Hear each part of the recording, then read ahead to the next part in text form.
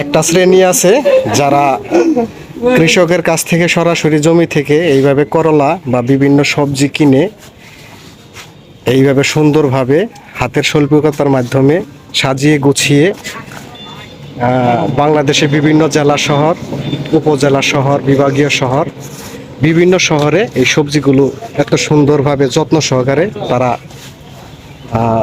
বাজারজাত করে থাকে। দেখুন, দেখার মতো যারা কাজ করতেছে খুব সুন্দর, একদম মেশিনের মতো।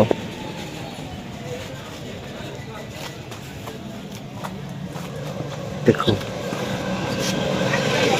এইদিকে আরেক ভাই চিচিঙ্গা প্রসেসিং করতেছে, সুন্দরভাবে সাজিয়ে গুছিয়ে চিচিঙ্গাগুলো চলে যাবে